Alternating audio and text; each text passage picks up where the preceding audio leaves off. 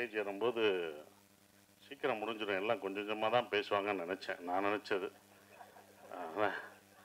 ஏன்னா இவங்க ஷூட்டிங்கில் அவ்வளோவா பேச மாட்டாங்க, ஒர்க்கில் அவ்வளோவா பேச மாட்டாங்க. ஆனால் இவ்வளோ நேரம் பேசுவாங்க. நான் எனக்கே என்னடா நம்ம கொஞ்சமாக தான் பேசுவோம் போலுக்கு, நிறையா பேசுகிறோம் போலுக்கு அப்படின்றத பார்க்கும்போது ஒவ்வொருத்தருக்கும் எனக்கே ஆச்சரியமாக இருந்தது. அவ்வளோ நல்லா பேசினாங்க. அவங்க பேசுகிற காரணம் என்னென்னா, இங்கே தான் நன்றி அவங்க சொல்ல முடியும், வேறு எங்கேயும் அவங்க நன்றி சொல்ல முடியாது. அது ஒன்று இருக்குது. ஒவ்வொருத்தவங்களும் வேறு எங்கே அவங்க தனியாக பார்த்து அவங்க நன்றி நன்றின்னு சொல்ல முடியாது. அந்த நன்றி மறக்காமல் இருக்கணும் அப்படின்றதுக்காக தான் இங்கே ஒவ்வொருத்தவங்க அந்த நன்றியை தெரிவிச்சுக்கிறாங்க. அப்படி தான் நம்ம பார்க்கணும். அந்த நன்றி வந்து வெற்றி பெற்ற பிறகும் அந்த நன்றியை நீ வந்து உன் தயாரிப்பாளருக்கு காமிக்கணும்னு நான் அந்த டைரக்டருக்கு நான் ஒரு அட்வைஸாக அதை சொல்லிக்கிறேன். அதுதான் நன்றி. நீ அது முடிஞ்ச பிறகு நீ என்ன நன்றி செலுத்துறியோ அதுதான். எல்லாம் படத்தை பற்றி சொன்னாங்க, இப்படி வரும் அப்படி வரும்ன்ற ஒரு விஷயம் சொன்னாங்க. நல்லா இருக்குது. அதெல்லாம் நம்பிக்கை தான், எல்லாருக்கும் இருக்கிற நம்பிக்கையில் தான் அவங்களும் அந்த நம்பிக்கையில், ப்ரொடியூசர் அந்த நம்பிக்கை வச்சுருந்தார். அந்த நம்பிக்கை நிறைவேற்றிய டைரக்டருக்கு அவ்வளோ வாழ்த்து சொல்லும்போது இன்னும் சந்தோஷமாக இருக்குது. என்ன நினச்சி ஒரு ப்ரொடியூசர் தான் ஒரு படத்தை பார்த்துட்டு இது நல்லா இருக்குது எனக்கு திருப்தின்னு சொல்லணும். அது ஒரு 100% சொன்னது எனக்கு சந்தோஷமாக இருக்குது. இருந்தாலும் நல்லா எழுதிட்டோம் அப்படின்னு ஒன்று இருக்கும்ல, நல்லா எழுதியிருக்கோம்டா சப்ஜெக்டு, ஆனால் என்ன ரிசல்ட் வருதுன்னு ஒரு பயம் இருக்கும். அந்த பயத்தோடு இருக்க மாணவனாக மே 1 அந்த ரிசல்ட்டுக்காக மக்களும் நீங்களும் கொடுக்க போகிற அந்த ரிசல்ட்டுக்காக காத்துக்கிட்டு இருக்கோம். அதுதான் நான் காத்துட்ருக்கேன். ஏன்னா எங்கள் படத்தை பற்றி நீங்கள் தான் பேசணும். நாங்கள் இங்கே வந்து படம் இப்படி பண்ணிட்டோம் அப்படின்னு சொல்கிறத விட நீங்கள் நல்லா இருக்கும், நீங்கள் தான் எல்லாருமே சொல்லணும். மக்களும் ப்ரெஸ் எல்லாமே நீங்கள் சொல்லணும். எனக்கு இந்த படம் அவர் சொன்னார் ஃபுல்லாக அபி 24 வயசு பையன் வந்து சொல்லும்போது இங்கே வயசு முக்கியம் இல்லை, நல்ல கதை நல்ல விஷயம்தான் முக்கியம். அதை யுவராஜ் அந்த டீம் பார்க்கல. ஏன்னா அவங்க ஒரு ப்ரொடக்ஷன் ஃபஸ்ட்டு வந்து என்கிட்ட சொல்லும்போது 2 நண்பர்கள், அந்த 2 பேரும் நண்பர்கள், அற்புதமான நண்பர்கள். அதுவே எனக்கு பிடிச்சி போச்சு. மொதல் பாஸ், நண்பர்களாக இருக்கீங்க, இப்படி ஒரு நட்பா அப்படின்னு ஒன்று இருக்கும்ல, அந்த நட்புக்கே இந்த ஏதோ செஞ்சாகணுமே அப்படின்றது. 2வது அவங்க எடுத்த படங்கள் 2மே எல்லாருக்கும் பிடிச்ச படம், கேட்கவே தேவையில்லை, அவ்வளோ பர்ஃபெக்டாக செலக்ட் பண்ணி சொல்லுவாங்க. அப்புறம் நம்ம என்ன சொல்கிறது, நம்ம தான் அதுக்குள்ளே போகிறேன், நான் தான் இந்த படத்துக்குள்ளே நுழைஞ்சிருக்கேன். அது எனக்கு தான் பெரிய ஒரு விஷயமா நான் நினைக்கிறேன். கதை சொல்லும்போது கூட அப்படியே அந்த மியூசிக்கெல்லாம் போட்டு விட்டாப்புல, அப்படி போட்டு சார் அப்படின்னு வரும் சொல்கிறாப்புல. நான் சொல்லலை, நான் பாட்டு சீரியஸாக பார்த்தேன். கேட்டுக்கிட்டு யுவராஜ் சிரிக்கிறாப்புல, யுவராஜ் அழுகிறாப்புல, என்னடா கூட வந்த ப்ரொடியூசர் அழுகிறாப்புல. நான் அப்படி திரும்பி பார்க்குறேன், ஒரு சவுண்டு கேட்குது. என்னன்னு பார்த்தா பக்கத்தில் இருக்கிற ப்ரொடியூசர்ஸ் அதுக்கு அழுகிறாப்புல. திடீர்னு அவர் சிரிக்கிறாரு. ஓகே, இது சைடு எஃபெக்ட் கொடுக்குறாங்க உங்களுக்கு அப்படின்னு நினச்சேன். அதுக்கப்புறம் எனக்கு உண்மையிலே கதை ரொம்ப பிடிச்சிருந்தது. ஏன்னா நான் கேட்ட கதையிலே ரொம்ப நாள் ஆச்சு நான் அப்படி கேட்டு. உண்மையிலே ஒரு ஒரு கதையை முதல்ல இருந்து கடைசி வரைக்கும் எந்தவித மாற்றமும் செய்யாமல் அப்படியே இருக்கிற இதை மாற்றிக்கலாம் அப்படி மாற்றிக்கலாம் அப்படி மாற்றிக்கலாம் அப்படி எதுவுமே இல்லை. அது கரெக்டாக இருந்தது. அது கரெக்டாக தான் எடுத்திருக்காங்க. எந்த மாற்றம் இல்லாமல் செஞ்சது தான் இது அபியோட இந்த டைரக்டரோட வெற்றியாக நான் நினைக்கிறேன். அது ஒன்று. அப்புறம் ஏன் அவர் சொன்னார், சார் ஏன் சார் நான் அவ்வளோ சொன்னேன் நல்லா பேசின பிறகு நீங்கள் ஒரு தடவை கூட சிரிக்கிற, ஏடா உன்னை டிஸ்டர்ப் பண்ணா, நீ ஒரு காமெடி படம் பண்ணுற, காமெடி சொல்கிறேன்னா உள்ளுக்குள்ளேயே சிரிச்சுக்குவேன், உள்ளுக்குள்ளேயே ஆடுவேன், எல்லாமே உள்ள இன்னர் இது ஆடுவார், ஆனால் வெளியில் இல்லை, ஒன்று டிஸ்டர்ப் ஆகிடுவார், நான் சிரித்து அதனால் அடுத்த லைனுக்கு போகக்கூடாது அப்படின்னு சொன்னோம்.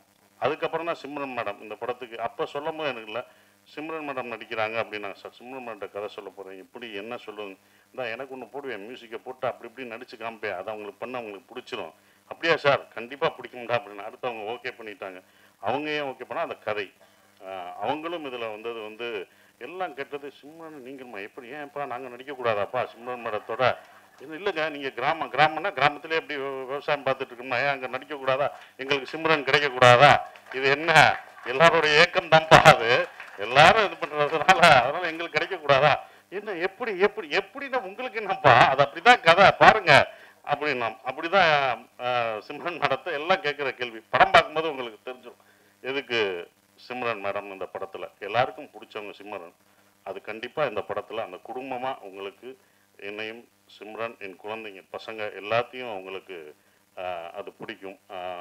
அவங்க அவ்வளோ பெர்ஃபார்ம் பண்ணுவாங்க. அவங்கள அதாவது என்னென்னா அவங்கள எனக்கு இன்னொன்று அவங்கள பாராட்ட வேண்டியதுனா, இப்போ வரைக்கும் அவங்க ஹீரோயினாக நடிக்கலாம். இந்த படத்துலையும் அவங்க ஹீரோயின் தான், நான் ஹீரோ அவங்க ஹீரோயின்.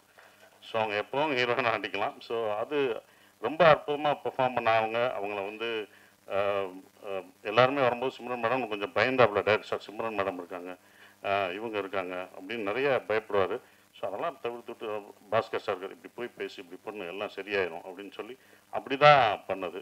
இந்த கதை ஏன் எனக்கு ரொம்ப பிடிச்சிருந்த ஒரு விஷயம் அப்படின்னா, இது வந்து ஈழத்தமிழம் பேசுகிற ஒரு இது. நான் வந்து பேசுகிறது வந்து ஸ்ரீலங்கன் தமிழ், ஈழத்து தமிழ் பேசுகிற ஒரு குடும்பம் இங்கே வந்து எப்படி சர்வே ஆகிறாங்க அப்படின்றது.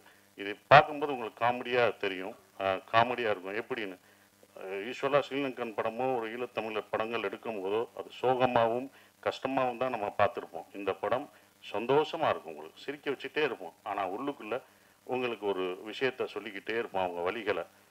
அதாவது ஒரு சந்தோஷத்தை, வலியை மறைத்து தான் சந்தோஷத்தை நம்ம கொடுக்க முடியும். அந்த வலிகளை மறைத்து இந்த குடும்பம் உங்களுக்கு சந்தோஷத்தை கொடுத்துட்டே இருக்கும். அப்படி தான் வரும். ஏன் அவங்க சந்தோஷம் கொடுக்குறாங்கன்னா, அவங்க அடுத்த ஜென்ரேஷன், அவங்க குழந்தைகளுக்கு, அந்த குழந்தைகள் நம்ம பட்ட கஷ்டம், நம்ம விட்டு வந்த உறவுகளையும் நம்ம தமிழையும் நம்ம விட்டுறக்கூடாது, நம்ம குழந்தைகளை சந்தோஷமாக வச்சுக்கணும்னு அவங்க வழியை மறந்து கொடுக்கக்கூடிய படமாக அது இருக்கும். அதுதான் அவங்க வழியை மறந்து அந்த குழந்தைங்களுக்கு சந்தோஷத்தை கொடுக்குறாங்க. உலகத்தில் உள்ள எல்லா தமிழரும், இது எல்லாருக்குமே பொருந்தும். எல்லா தமிழர்களுக்கும், உலகத்தில் உள்ள எல்லா ஈழத்தமிழர்களும் அவங்க பசங்க பார்க்கும்போது, இந்த படத்தை பார்க்கும்போது நம்மளுடைய கல்ச்சரையும் நம்மளுடைய தமிழும் மறந்துட்டு நம்ம இங்கிலீஷ் பேசிகிட்டு இருக்கோம். கண்டிப்பாக தமிழ் நம்ம மொழியை கற்றுக்கணும் அப்படின்ற ஒரு 10 பேர் வந்து அப்படி வந்து மாணவர்கள் வந்தாங்கன்னா, பசங்க வந்தாங்கன்னா, அதுதான் இந்த படத்தோட வெற்றியாக நான் நினைக்கிறேன். அது கண்டிப்பாக நடக்கும் அப்படின்ற அந்த நம்பிக்கை எனக்கு இந்த படத்து மேலே ரொம்ப ஸ்ட்ராங்காக இருக்குது. எல்லாம் நம்பிக்கை தான் இருக்குது. அது மாற்றும், உலகத்தமிழர்கள் எல்லாரும் பார்ப்பாங்க அதை அப்படின்ற நம்பிக்கை இருக்குது. அவங்க ஃபேமிலியோடு கூப்பிட்டு வந்து பார்ப்பாங்க. இங்கே உள்ள மக்களும் அவ்வளோ எல்லாத்தையும் கலெக்ட் பண்ணுவாங்க. ஏன்னா இங்கேருந்து போய் அங்கே கஷ்டப்படுற, அங்கே வழியாக வாழ்ந்துட்டு இருக்கவங்களுக்கும் இந்த படம் ஒரு நல்லா அவங்களை சிரிக்க வச்சுட்டே தான் சொல்லுவாங்க. எங்கேயுமே அவர் வந்து இது பண்ண மாட்டார். பட் ஃபீல் குட் மூவியாக கண்டிப்பாக இருக்கும். அவர் சொன்னார் எப்படி இந்த படத்தை இது பண்ணேன்னு நான் கேட்கும்போது, அவருக்கு இன்ஸ்பயர் ஆனது தெனாலி படம். அதை அவர் சொல்ல மறந்துட்டார். தெனாலி படத்தை நான் இன்ஸ்பயர் பண்ணி தான் சார் இதை நான் எடுத்தேன். இந்த படம் பார்க்கும்போது உங்களுக்கு தெனாலி மொழி படங்களை ஞாபகப்படுத்தும் நம்புகிறேன் நான். அது கண்டிப்பாக இருக்கும். அப்படிப்பட்ட ஒரு படம் இந்த டூரிஸ்ட் ஃபேமிலி இருக்கும் அப்படின்றது. இந்த படத்தில் மலையாளத்திலேருந்து வந்திருக்காரு. அந்த மலையாள இதெல்லாம் மறந்து அழகாக என் மகனாக சூப்பராக பண்ணார். நான் உங்கள் கதை சொல்லும் போதே சொன்னேன், இதில் யாரும் நடிக்க மாட்டாங்க, எந்த ஹீரோ நீ போயிட்டு வா, எங்கே சுற்றி வந்தாலும் என்கிட்ட தான் வர முடியும். ஏன்னா இவ்வளோ பெரிய பையனாக யாரும் எந்த ஹீரோ நடிக்க மாட்டாங்கன்னு நான் நினச்சேன். சில ஹீரோக்கள் நடிப்பாங்க, சிலர் நடிக்க மாட்டாங்க. அதுதான் அப்படி. இது எனக்கு தான் இந்த கதை இருக்கும் அப்படின்னு நினச்சேன். அப்படி வந்தார். மிதுன் சூப்பராக இருந்துச்சான். பெரிய டைலாகு, நானும் அவனும் பேசுகிற ஒரு சீனு. அதில் வந்து ரொம்ப அற்புதமாக, நான் எதிர்பார்க்கவே இல்லை, இன்னைக்கு இவ்வளோ சீன் இருக்கு, பட் என்னோட டைலாக் இருக்குது, எப்படி பேசுவார் அப்படின்னு நினச்சேன். ஆனால் அற்புதமாக பேசி இது பண்ணிட்டாப்புல. படம் பார்க்கும்போது உங்களுக்கு தெரியும். இந்த படத்தில் யோகி பாபு சார் எல்லாமே இருக்காங்க, பெரிய ஆர்டிஸ்ட்லாம் இதில் இருக்காங்க. யோகி பாபு இருக்கார், நான் இருக்கேன். எல்லாமே இருந்தாலுமே அந்த குட்டி பையன் முள்ளியாக நடிக்கிறான். அவன் தான் இந்த படத்தில் காமெடியனே. உங்களை சிரிக்க வைக்க போகிறது அந்த பையன் தான். நாங்கள்லாம் காமெடியன், நாங்கள்லாம் கேரக்டர் ஆர்டிஸ்ட்டு. அவன் தான் காமெடியனாக இருப்பான். அது இது பண்ண மாட்டோம். அது கண்டிப்பாக அவங்களுக்கு நிச்சயம் கொடுக்கும். அப்புறம் மியூசிக் ஷான் ரோல்டன், அது அவரோட நம்ம ஒரு படத்தில் நம்ம பாட கேட்டுக்கிட்டே இருந்தோம், அவரை பிடிக்க முடியல. அது ஒரு படம், ஒரு பாட வருவார், நான் ரொம்ப பிஸியாக இருந்தார், பாட முடியாதுன்னாங்க. ஆனால் இந்த படத்தில் எனக்கு 2, 3 எத்தனை வாய்ஸ் கொடுத்துக்கிட்டே இருக்காரு. இது பார்த்தாலும் அடுத்த படத்தில் ராஜ்மோகன் படத்துலையும் அவர் தான் மியூசிக்கு. வா நீ அப்போ விட்டல, இப்போ நான் பிடிச்சிட்டேன் பாரு அப்படின்ற மாதிரி தான் இருந்தது. பட் ரொம்ப ஜாலியாக இருந்தது. நாங்கள் ப்ரொமோஷன் போடுறதெல்லாம் அவரும் நானும் அழகாக சேர்ந்து போயிட்டுருக்க ஒரு விஷயம். மோகன்ராஜ் எனக்கு ரொம்ப சந்தோஷமாக இருக்குது. ஈசனில் பண்ண மோகன்ராஜ் இந்த படத்தில் முழு பாடல்களும் எழுதியிருக்காரு.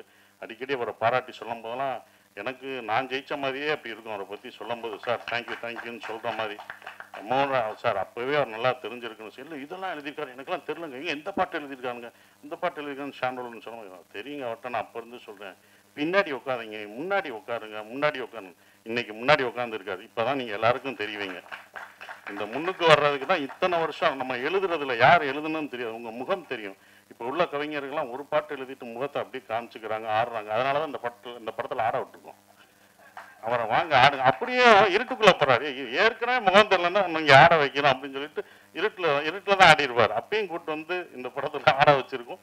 ஸோ அவ்வளோ சிறப்பாக இந்த பாடல்கள் எழுதியிருக்காரு. ஆனால் ஒன்று சொல்லுவார் அடிக்கடி, எனக்கு ரொம்ப பிடிச்சிருந்த வரிகள், வரிகள்லாம் நிறையா எழுதியிருக்காரு. அந்த வரிகள் எனக்கு ரொம்ப பிடிச்சிருக்கு. சந்தோஷமாக நீங்கள் கேட்கும்போது ரொம்ப ஃபாஸ்ட் பீட்டாக இருக்கும், ஆனால் உள்ளுக்குள்ளே எப்படி வலிகள், சந்தோஷமான பீட்டை கேட்டாலும் வலிகள் இருக்கும், அப்படி தான் இந்த படம் இருக்கும். சந்தோஷமாக இருப்பீங்க, உள்ள அவங்களோட கஷ்டங்கள், சந்தோஷமான இந்த ஹாப்பி டேஸ்னுவாங்கல்ல, ஹாப்பி லைஃப், அந்த மாதிரி லைஃப் இஸ் பியூட்டிஃபுல், அன்பை போதிக்க போது இந்த படம். வெளியில் வரும்போது நீங்கள் அன்போடு வந்தாலே அதுவே எங்களுக்கு வெற்றின்னு நினைக்கிறோம். அஃப்கோர்ஸ் இவங்க எடுக்கிறாங்க இந்த படம், இன்னொன்றும் பர்சனலாக ஜெயிக்கணும். ஏன்னா அவங்க எடுத்த 2 படத்தோட இதோட ப்ரொடக்ஷன் காஸ்ட் ரொம்ப ஜாஸ்தியாக இருந்தது. நானே பயந்து, என்னப்பா இவ்வளோ செலவழிக்கிறீங்க, வேணாம்ப்பா அப்படின்னா, இல்லை சார் இந்த படத்து மேலே எனக்கு நம்பிக்கை இருக்குது, இதை நல்லா பண்ணும் சார், நல்லா பண்ணும் சார், இவங்கெல்லாம் வரணும் அப்படின்னு சொல்லி அவங்க பண்ணது வந்து மறக்க முடியாத ஒன்று.